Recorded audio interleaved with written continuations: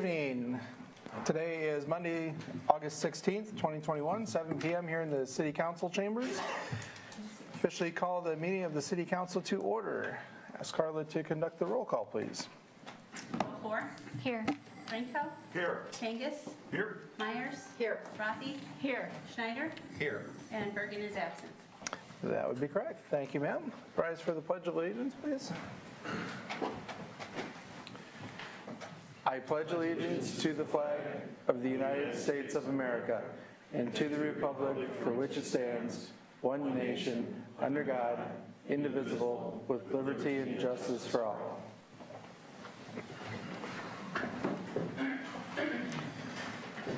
Thank you, everyone. Moving to item D is the approval of the agenda. I move approval of the agenda as presented. Second. Motion by Drenkow, second by Beaufore. Council discussion, if any. Hearing none, all in favor, say aye. Aye. Opposed, the same sign. Motion carries. Item E is the approval of the minutes. Entertain a motion.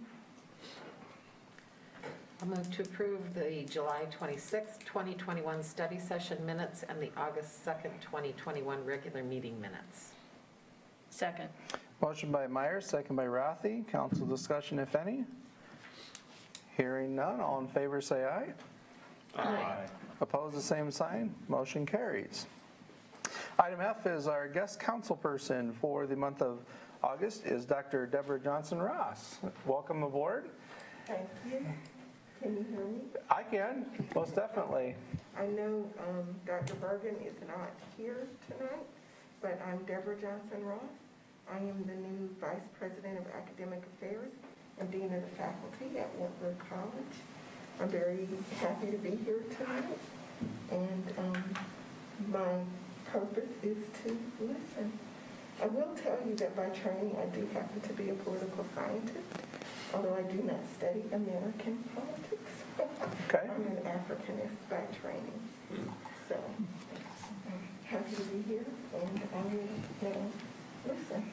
Absolutely wonderful. Absolutely, you can contribute to the conversation, just don't have a vote. So welcome aboard and enjoy yourself as well. Thank you.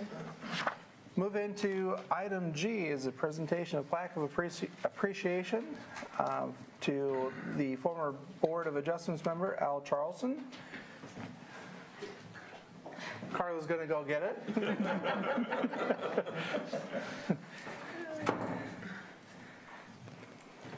Sir, welcome. Thank you. How many years did welcome up here? I don't know. You don't know? You just don't want to tell? No, I really don't know. Okay, all right. ICAC have been appointed to do that, so it goes back a ways. It goes back a ways. Well, time well served.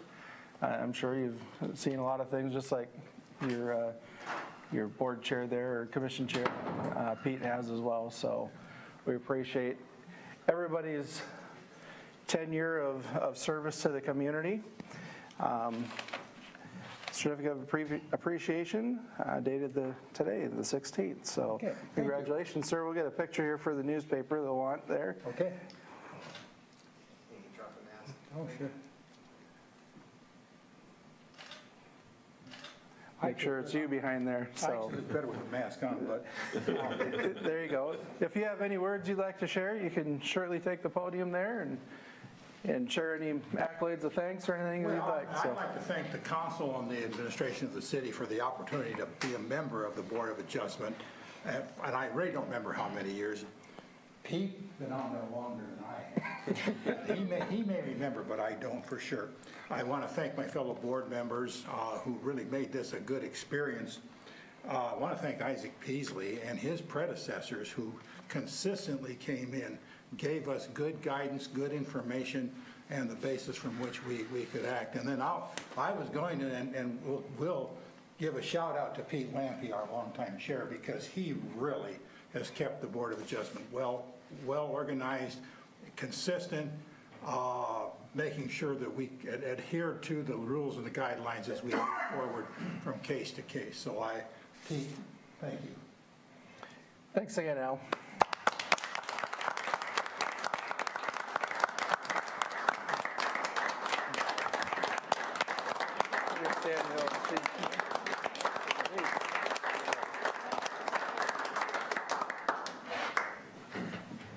I just want to make a quick comment. Thank you to Al. He was one of those people that had great questions, got himself informed, helped keep things stable and running through, and questioned me if I said something wrong, and we got things straightened out. So he was a great person to have on the board.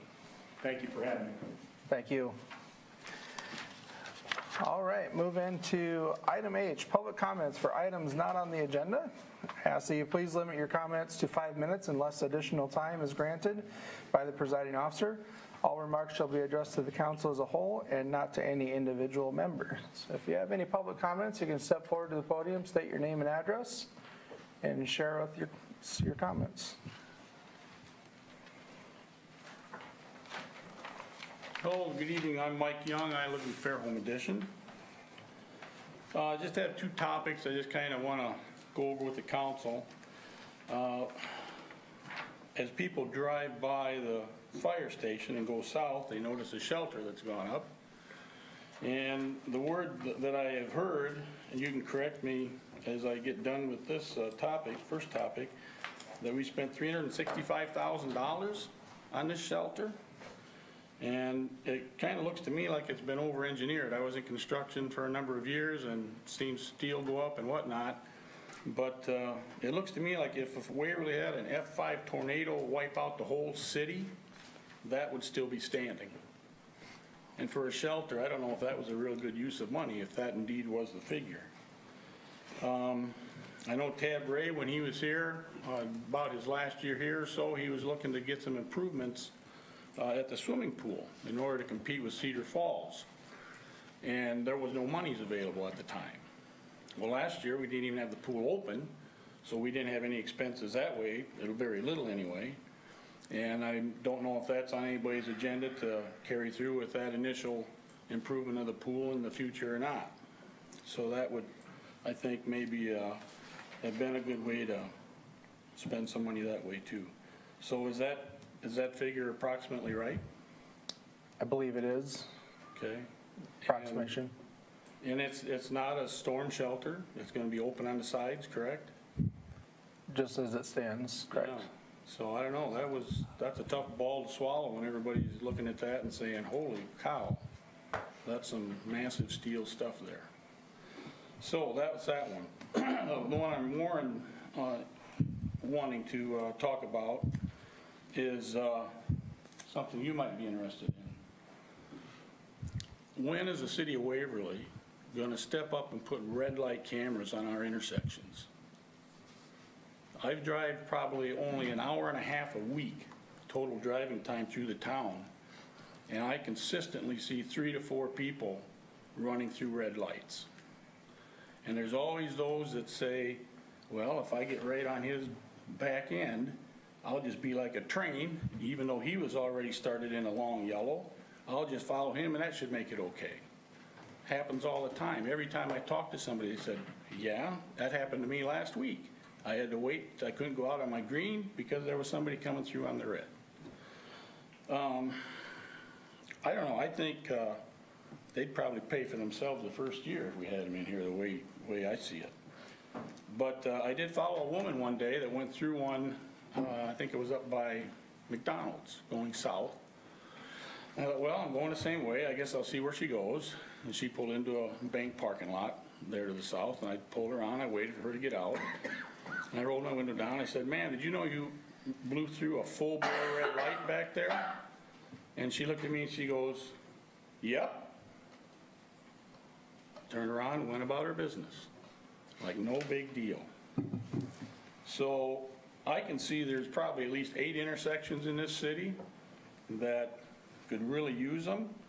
And I think if there's any monies in the future that could be allocated for something like that, it might be a wide use of monies. Okay, thank you. Thank you, Mr. Young. Any other public comments from anybody that's joined us? All right, we'll move forward to section I, the consent calendar. The following items will be acted upon by voice vote on a single motion without separate discussion unless someone from the council or public requests that a specific item be considered separately. Item 1 is approve the purchase of a 2021 Massey Ferguson 2860 MH four-wheel drive utility tractor with cab from Deike Implement of Waverly, Iowa in the amount of $27,550, which includes a trade-in of a 2011 Kubota L4740 utility tractor. Item 2 is a pay request from WHKS and Company for the 3rd Street Southeast Bridge removal for the amount of $11,613.34. Item 3 is a pay request from Schneider and Associates for the Cedar Lane reconstruction for the amount of $12,913.70. Item 14 is a pay request from Cardinal Construction Incorporated for the Cedar River Park Phase 2 for the amount of $340,052.30. Item 5 is a pay request from Cardinal Construction Incorporated for the South Riverside Park and Shelter 2020 for the amount of $151,354.80. Item 6 is a pay request from Cardinal Construction Incorporated for the South Riverside Park and Shelter 2020 for the amount of $62,060.96. Item 7 is a pay request from Lodge Construction Incorporated for the 1st Street Northwest Reconstruction 2021 for the amount of $460,239.05. Item 8 is a pay request from Grider Construction Incorporated for the WPC Facility Improvements 2020 for the amount of $474,949.65. Item 9 is a pay request from Cresco Building Services for the Public Services Center North Edition 2021 for the amount of $101,079.05. And item 10 is the cash disbursements for July of 2021. Entertain a motion. I'll move approval of the consent calendar as read by the mayor. Second. Motion by Rathe, second by Drenkow. Council discussion, if any. I'm going to vote yes to pay these bills, but it's not that I agree with the spending, but we're obviously not going to hold up the process. Okay. Any other council discussion or comments? Hearing none, all in favor say aye. Aye. Opposed, the same sign. Motion carries. Section J, regular business. Item number 1 is Resolution 21-123, a resolution approving an amendment to the Waverly Volunteer Fire Department bylaws. Entertain a motion. I'll move approval of Resolution 21-123, approving an amendment to the Waverly Volunteer Fire Department bylaws approved by Waverly City Council on December 21st, 2015, Resolution 15-146. Second. Motion by Schneider, second by Beaufore. Council discussion and or comment from fire department or city staff as needed.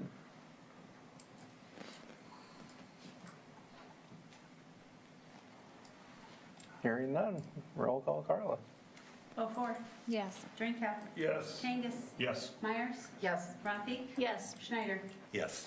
On a vote of 6-0 with 1 absent, Resolution 21-123 is approved. You're welcome, gentlemen. Thank you. Item, yeah, you can stay or at least say goodbye. Item 2 is Resolution 21-124, a resolution approving change order number 1 to the owner-occupied rehabilitation contract for project number 3 of the Waverly CDBG Housing Rehabilitation Program. Entertain a motion. I'll move approval of Resolution 21-124, approving change order number 1 to the owner-occupied rehabilitation contract for project number 3 of the Waverly CDBG Housing Rehabilitation Program for an increase of $1,800. Second. Motion by Drenkow, second by Meyers. Council discussion, if any.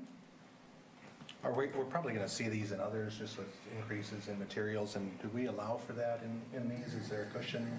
Are we going to be good on that? It's a small, tiny amount, I know. This but was for lead paint reduction. It didn't have anything to do with materials. Okay. It was needed and necessary after the testing came back at too high a level to continue to go forward. So this was a circumstance that may not be present in other houses. Nothing is going to affect the overall program then? Nope. And the local contribution won't increase. I know sometimes they get dug into a project and find out that they need to replace subfloor or something like that. And obviously, you don't know until you expose it what it is. So, all right. Any other discussion? Hearing none. Roll call, Carla. Drenkow. Yes. Kangas. Yes. Myers. Yes. Rathe. Yes. Schneider. Yes. Beaufore. Yes. On a vote of 6-0 with 1 absent, Resolution 21-124 is approved. Item 3 is Resolution 21-125, a resolution approving a plat of survey for parcel G located behind the mini storage at 1402 250th Street. I'll move approval of Resolution 21-125, approving a plat of survey for parcel G located behind the mini storage at 1402 250th Street for Ron Kreiner. Second. Motion by Drenkow, second by Kangas. Council discussion. Well, what would happen, I mean, I'm not going to vote against this, what would happen if we actually didn't approve this? I mean, this is out in Bremer County. Does it need our approval to be able to be replatted? Within the 2-mile radius, since we don't have an agreement right now, we do get the chance to weigh in on those. Okay, so we do have veto power over this if that's the case. And this would probably be in an area where we wouldn't exercise that discretion if we had an agreement, which we intend to work on again this year, coming up. Anything further? Hearing none, roll call, Carla. Kangas. Yes. Meyers. Yes. Rathe. Yes. Schneider. Yes. Beaufore. Yes. Drenkow. Yes. On a vote of 6-0 with one absent, Resolution 21-125 is approved.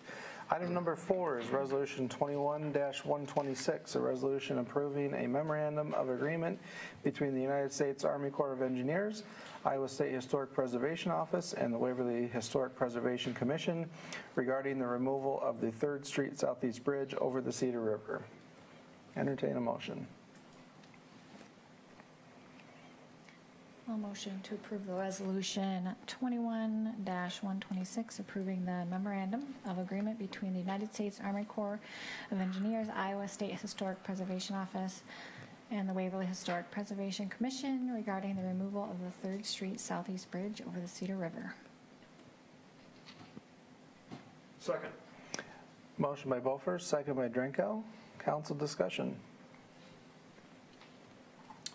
I'll just say that I sort of have a heavy heart. I'm going to vote in favor of this, but I do think, I still think it's a mistake not to have a bridge at that location, especially for emergency purposes in case of flood for the southeast section of town. However, this issue has been ping-ponged around for decades, and I just don't think there's the will or the energy to put a bridge there right now that has vehicle traffic. And I think when I look at how do I want the future debt of Waverly to be used, I think that we've finished a bunch of huge infrastructure projects, and I think that the debt would probably be better served going toward the renovation of Memorial Park and a new aquatic center and those services. But voting to remove the bridge means that we lose that $1 million grant.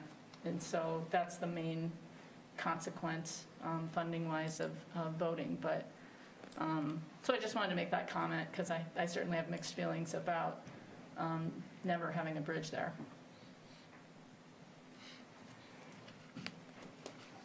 All right.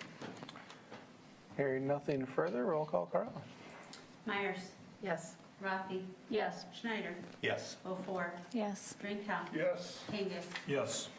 On a vote of 6-0 with one absent, Resolution 21-126 is approved. Item 5 is setting the public hearing date to review the 3rd Street Southeast Bridge removal project plan, specifications, form of contract, and estimated cost. Entertain a motion. I move approval of setting the public hearing date to review the 3rd Street Southeast Bridge removal project plans, specifications, form of contract, and estimated cost for October 4th, 2021 at 7 p.m. in the council chambers of City Hall. Second. Motion by Meyers, second by Rathe. Council discussion. Hearing none, all in favor, say aye. Aye. Opposed, the same sign. Motion carries. Item number 6 is Resolution 21-127, a resolution approving the purchase and installation of pedestrian crossing signals on 4th Street Southwest. Entertain a motion. I'll move approval of Resolution 21-127, approving the purchase and installation of an RRFB rectangular rapid flashing beacon pedestrian crossing signal on 4th Street Southwest at the 7th Avenue Southwest intersection for $14,500 from KW Electric Inc. of Cedar Falls, Iowa, and the purchase and installation of a RRFB rectangular rapid flashing beacon pedestrian crossing signal on 4th Street Southwest at the 2nd Avenue Southwest intersection for $14,500 from KW Electric Inc. of Cedar Falls, Iowa. Second. Motion by Drenkow, second by Beaufort. Council discussion. I appreciate staff moving quickly on this, and also adding something at 2nd. That's a really busy intersection for pedestrians, so I just appreciate staff's work on this. I would assume we can find funds somewhere in the current budget to be able to pay for this. It's not a tremendous amount. I don't want to wait another year just to put it in the budget. No, sir, we'll pull it from either road use or local option, depending on the proper channel. Okay. So we'll have it. I do appreciate this moving forward as quickly as possible as well. I do still have concerns about, the flashing beacons, not being paid attention to enough by drivers. And I think that we still need to do a lot of work when it comes to educating drivers or reinforcing, the lack of response to these beacons by people that are literally just blowing right through them. So, I just want to encourage people driving on the streets and even pedestrians walking that it's not always a guarantee that a car is going to stop, and feel like the cars and people that are driving need to be very fully aware of every single one that we have here in town, so that you know to look for it when you come to that area. I have sort of a weird question for the chief of police. So because it's so hard in a vehicle to cross that street sometimes east-west, so let's say the blinking is going and pedestrians are crossing, so the north-south traffic has stopped. Any problem with cars taking advantage of that to get across the street? Do you see what I mean? To do different vehicle turning movement. Just to So go they're not straight. crossing. So oftentimes you see big lines of cars trying to go east-west, across 4th. Yeah. And if cars heading north-south are stopped, that's a perfect opportunity for the cars to cross that road when pedestrians are also. Yeah, I haven't seen that. They would not Okay. have the right of way at that time. So they would. They need to stop too, even though, okay, Yeah. gotcha. It's like a 4-way stop, then it becomes, sort of, Yes, yeah. yeah, because the north and south vehicles still have the right of way. They have to control that intersection. Okay, So they would still have to wait for those vehicles to clear. gotcha. So my question is, how do we go about, educating the public on this for full circle, pedestrians and, vehicles, what are your suggestions on reinforcement of this? Do we do some type of campaign or something like that? I know Ms. Meyers has talked about, marketing of this education. That's extremely important as well when it comes to this. I don't know if anybody has any suggestions. We try to address it in the spring when crosswalks go out as a reminder. It is interesting that we even get ridiculed for reminding vehicles that they need to yield the right of way to pedestrians. So it is difficult to get that out for drivers to slow down, pay attention, not be in such a hurry, because certainly a vehicle can do a lot more damage if they make an error as opposed to a pedestrian that may be entering the intersection illegally, but they're not doing quite as much damage to the vehicle. So we always err on the side of where the most danger is, and that's obviously the vehicle makes that mistake. And, so we can talk as a staff to see if there's more that we can do, we certainly can. We can certainly do some Facebook posts. We'll probably come up with something that we can run from time to time, just to remind people of where they are and what they're, how you're supposed to deal with them when you approach them. Okay. I've had a couple of constituents reach out to me and say that they would be very willing to take part and possibly even some sort of leadership role in some kind of a community-based campaign. And my response to them was, I'm not sure what the best way to do that is, but let's explore it. Do you have suggestions about that, Chief? No, I don't, I like the idea. It's certainly, we can get in talk to staff to see if there's other, there might be pilot programs out there that we can look at as far as, if there's certain things we can do as a campaign, if you will, for pedestrian safety. We all travel, and I think we have been other places where you can see where a community buys into pedestrian safety, where it just feels different, where the vehicles obviously have a lot more, due regard for pedestrians, and they tend to be more touristy communities, but they got there somehow, and so I think it's worth looking at. Would it be inappropriate for the people who are interested to maybe reach out to your department and just kind of get some guidance on? Yeah. Okay. I'll touch base with those people again. Okay. One thought here too is this is a state highway and these really aren't our preferred mechanisms. These are kind of the ones the DOT has, and they do have a safety division and a safety person that perhaps we should reach out to, and maybe they have resources that they could tap into somehow. I'm trying to Steve, I can't remember his last name, but there's some people at the DOT that maybe could help us out. Okay. Hearing conversation kind of come to an end there. Go to a roll call vote. Carla? Schneider. Yes. Beaufore. Yes. Drenkow. Yes. Kangas. Yes. Myers. Yes. Rathe. Yes. On a vote of 6-0 with one absent, Resolution 21-127 is approved. Item 7 is Resolution 21-128, a resolution approving a professional services agreement with WHKS and Company for the Well 5 Reconfiguration 2022 project. Entertain a motion.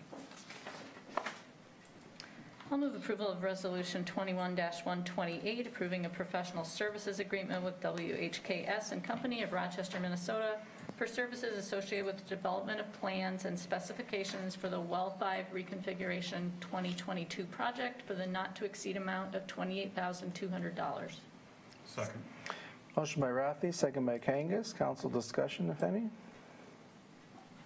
This is approving the engineering for this. This isn't actually the cost of reconfiguring the well. This is the engineering contract that we're approving. Just correct, just design. I guess I'd appreciate a little orientation about where these wells are and the, upslope, downslope of where it needs to go.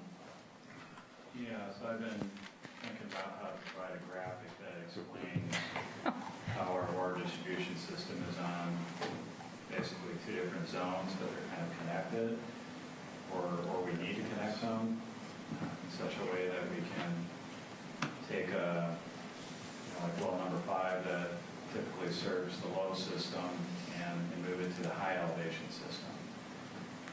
So I hope to be able to have a graphic for you at some point that gives you a better visualization as to what we're doing. But we are very fortunate that well 5 is literally a block away from that separation between the low elevation and high elevation distribution system. So well number 5 is over by the high school, middle school area. Well number 8 is west of Community Mutual.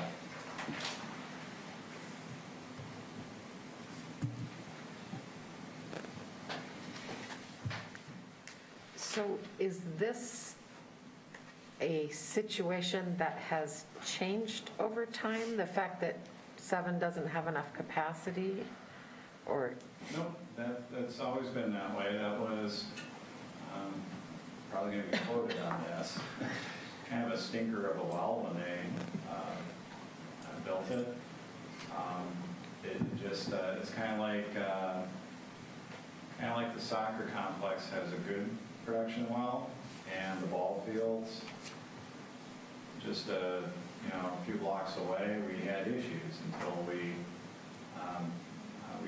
took some corrective measures to try to help improve the flow there. So when it came to locating well number 8, we went the extra step of doing what's called fracture trace analysis and electroresistivity testing so that we could try to get a visual of what's happening to the bedrock several hundred feet underground.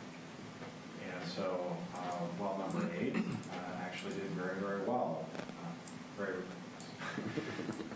It is one of the highest production wells in like northeast Iowa, so we're very fortunate. However, both wells 7 and 8 are susceptible to fluctuations in nitrate levels that are due to the application of synthetic fertilizers. So for whatever reason, wells 5 and 6 are not.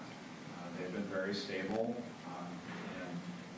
in a good range, a good number for nitrates. So we want to have the ability to take well number 5 and put it on the high elevation distribution system in the event that we had to take well number 8 out of service because maybe we just ticked up above that nitrate level. Thank you.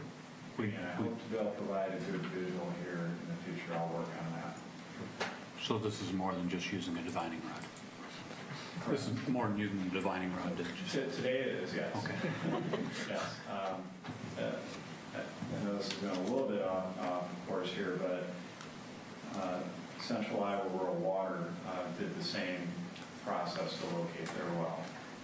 But we also did test pumping to make sure that their well did not adversely affect our well and vice versa. So we should be in good shape then. So all in all, this is a redundancy action. It's to make sure that we're in a good position going forward, right. And then in the event that we did have a nitrate issue where they've kind of been trending up.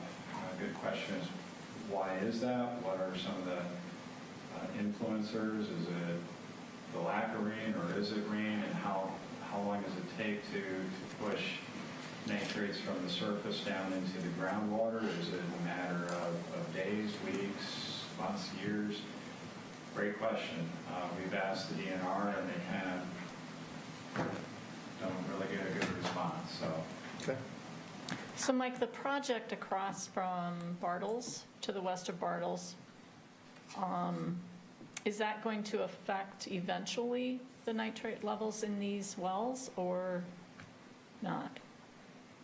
Well, it's certainly not going to be an adverse effect. We've looked at wetlands as a positive effect, and that's why we're hopeful that we'd be able to get something going on the east side of town and maybe provide some benefit for well number 7.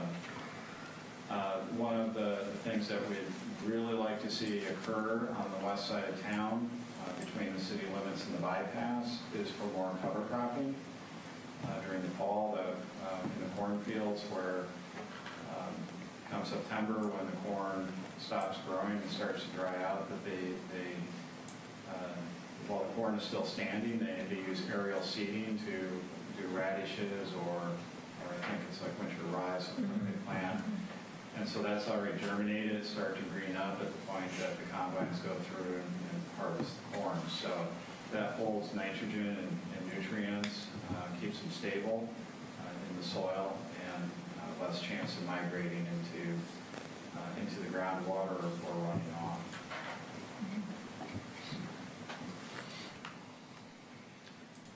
Hearing nothing further, roll call, Barbara. Beaufore? Yes. Drenkow? Yes. Kangas? Yes. Meyers? Yes. Rathe? Yes. Schneider? Yes. Vote of 6-0 with one absent, resolution 21-128 is approved. Item 8 is Resolution 21-129, a resolution approving change order number 1 and pay application number 3 for the Eagle Ridge Drive and Cul-de-sac Extension Project. I'll move approval of Resolution 21-129, approving change order number 1 in the amount of a $72,905 increase, and pay application number 3 in the amount of $69,259.75 to Baker Enterprises of Waverly, Iowa for the Eagle Ridge Drive and Cul-de-sac Extension Project. Second. Motion by Drenkow, second by Rathe. Council discussion.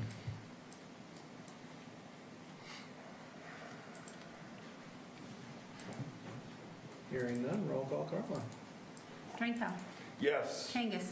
Yes. Myers. Yes. Rathe. Yes. Schneider. Yes. Beaufore. No. On a vote of 5-1 with 1 absent, Resolution 21-129 is approved. Item number 9 is Resolution 21-130, a resolution approving change order number 1, accepting the bituminous seal coat program 2021 as complete and approving pay estimate number 2 as the final pay request. I'll move approval of Resolution 21-130, approving change order number 1 in the amount of $8,748.61 decrease, accepting the bituminous seal coat program 2021 as complete and approving pay estimate number 2 in the amount of $10,623.67 as the final pay request to Blacktop Service Company of Humboldt, Iowa. Second. Motion by Schneider, second by Beaufort. Council discussion. Hearing none, roll call, vote Carl. Kangas. Yes. Myers. Yes. Rathe. Yes. Schneider. Yes. Beaufore. Yes. Drenkow. Yes. On a vote of 6-0 with 1 absent, Resolution 21-130 is approved. Item number 10 is Resolution 21-131, a resolution approving the American Rescue Plan Act 2021 Airport Rescue Grant Program Agreement for reimbursement of eligible airport expenses at the Waverly Municipal Airport. I'll move approval of Resolution 21-131, approving the American Rescue Plan Act 2021 Airport Rescue Grant Program Agreement for reimbursement of $22,000 in eligible airport expenses at the Waverly Municipal Airport. Second. Motion by Rathe, second by Kangas. Council discussion, if any. Hearing none, roll call, Carla. Myers. Yes. Rathe. Yes. Schneider. Yes. Beaufort. Yes. Drenkow. Yes. Kangas. Yes. A vote of 6-0 with 1 absent, Resolution 21-131 is approved. Item 11 is Resolution 21-132, a resolution approving an engagement agreement between the City of Waverly and Williams & Company PC for audit services of financial statements of the governmental activities and business-type activities for the year end June 30th of 2021. Entertain a motion. I'll move approval of Resolution 21-132, approving an engagement agreement between the City of Waverly and Williams & Company PC for audit services of financial statements of the governmental activities and business-type activities for the year ended June 30th, 2021. Second. Motion by Meyers, second by Drenkow. Council discussion. Hearing none, roll call, Carla. Rathe. Yes. Schneider. Yes. Beaufort. Yes. Drenkow. Yes. Kangas. Yes. Myers. Yes. Vote of 6-0 with 1 absent, Resolution 21-132 is approved. Item number 12 is the first reading of Ordinance 1094, an ordinance amending the zoning map of the City of Waverly for the rezoning of parcel ID 0901403009, located at 2203 East Bremer Avenue, and parcel ID 0901426006 from C2 Commercial District and A1 Agricultural District to M2 Heavy Industrial District, and setting a public hearing.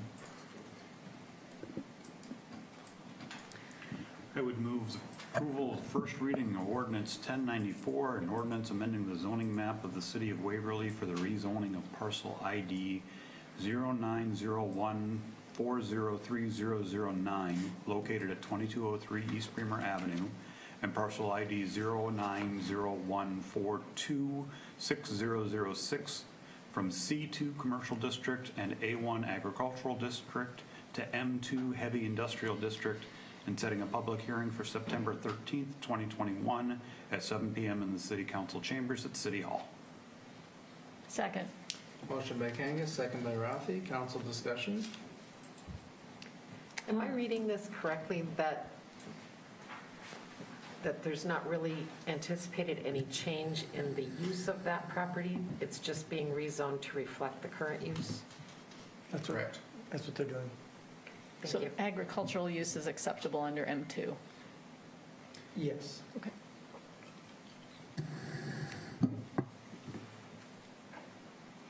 Any further? Hearing none, roll call, Carla. Schneider. Yes. Beaufore. Yes. Drenkow. Yes. Kangas. Yes. Myers. Yes. Rathe. Yes.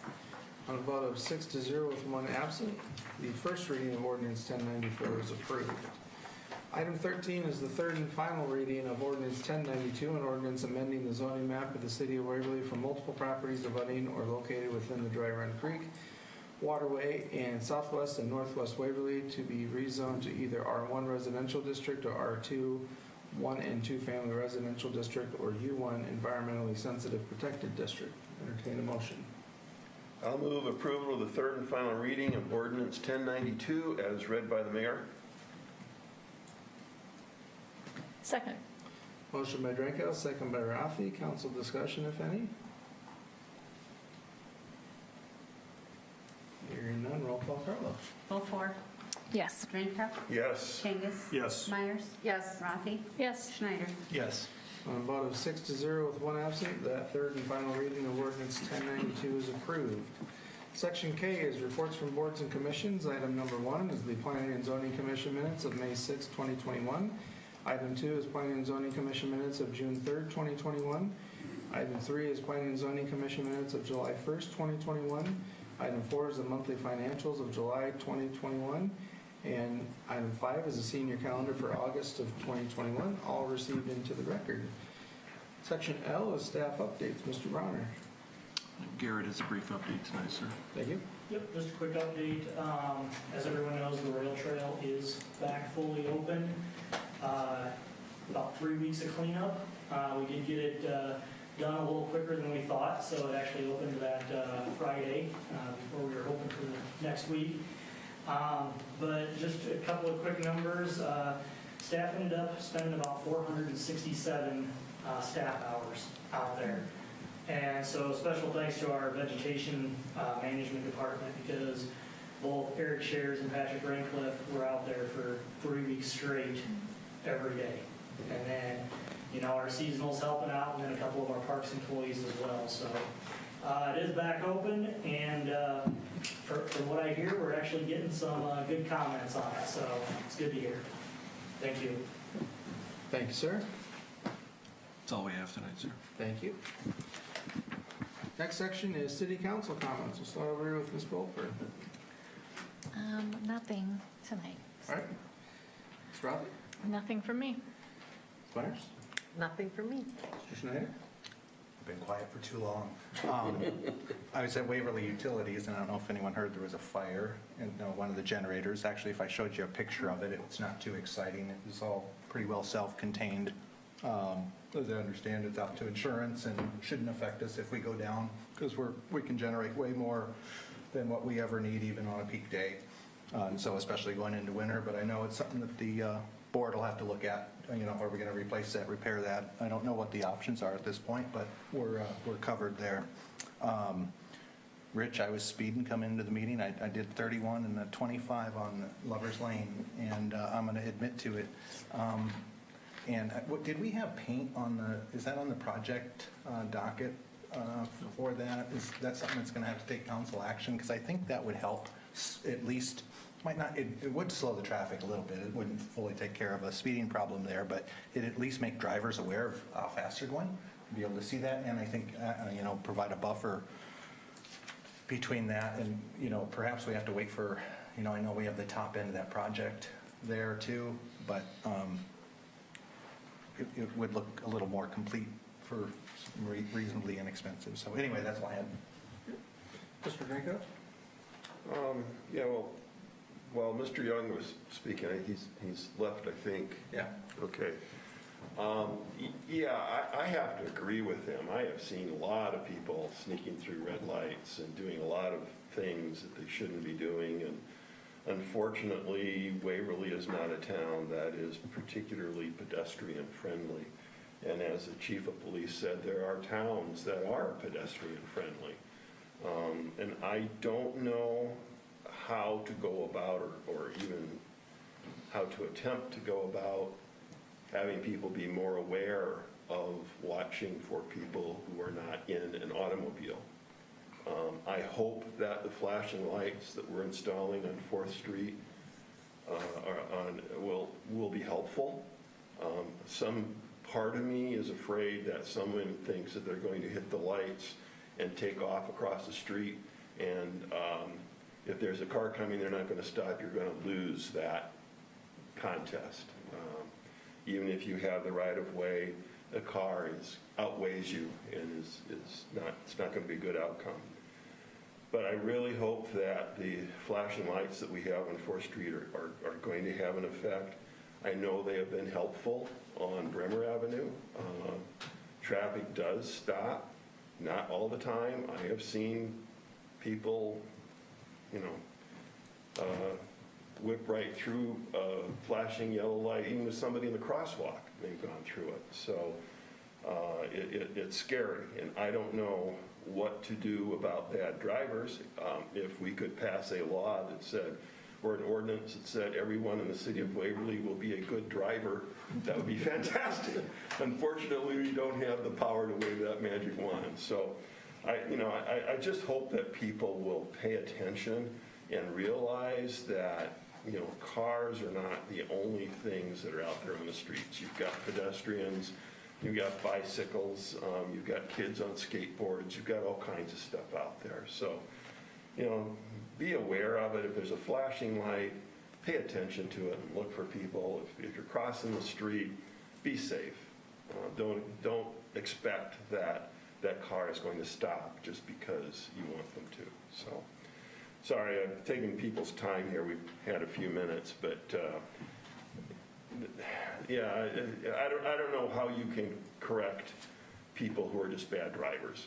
And unfortunately, we seem to have our share of them here in Waverly. So hopefully people will be a little bit more cognizant of the people around them when they're driving. That's my soapbox for tonight. Thank you, Mr. Mayor. No problem, sir. Dr. I am impressed with the speed with which you have conducted this and appreciate the invitation to attend. Absolutely. We'll have one more meeting, and you're always welcome to join in the guest seats too. So, Mr. Kangas. I guess I was going to echo a little bit of what Rod was saying on that. Also, with the light, it's the fact that school is getting ready to get started back up again, and we're going to have kids out a little bit more, crossing streets and being excited about going to school and not necessarily paying attention always around them. So we really need our drivers in Waverly to pick up the slack on that and pay attention. I did have a question on Mike about one of the things that I have noticed in driving, particularly on 4th Street with the lights, is it seems like if you get stopped at a red light, you're going to get stopped at every red light. And if it's green, you tend to be able to go through green all the time. And I didn't know if that's something that's a timing issue that, I don't know how the timing issue always works, but it just, for some reason, it always seems like if you're going south or coming back into town, either way, if you catch one red light, you just seem to catch every one of them along the route. And so that might be a reason why some people think I've got to gun it through this red, otherwise it's going to cost me an extra 40 seconds of sitting at lights as we go, which really is all it is, but in people's mind, they think. I don't think it's unique to Waverly. I have the same issue in Cedar Falls and Waterloo. It seems like in and out of Glen going in the wrong direction at the time of day. So we'll find out. The report's almost done. and those would be good questions to ask. No? I'm done. All right. So while we're on the same topic, like Rod said, coming from the east end of town, I can see the ones all the way down the street when they're activated. Any time of day, doesn't matter where the sun is. There really isn't an excuse that you can't see them as long as your head is up here instead of down here. That's what it really comes down to, is I can see them at the bottom of the hill, right in front of the, at the rail trail crossing, and I can see them all the way, at the Quick Start corner, and I can see them all the way up at the college one too.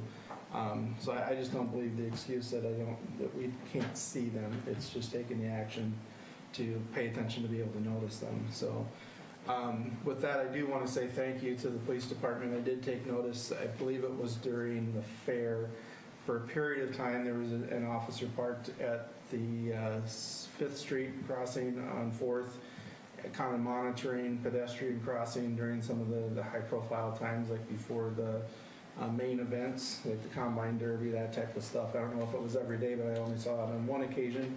I wasn't there the other days to take any particular note, but I do appreciate that there's that attention to that particular intersection, that particular area with officer presence. Definitely probably impacted the safety. So with that, I'll entertain a motion to adjourn. I'll make a motion to adjourn. Second. Motion by Schneider, second by Kangas. All in favor, say aye. Aye. Opposed, the same sign. Motion carries. Thank you, everyone.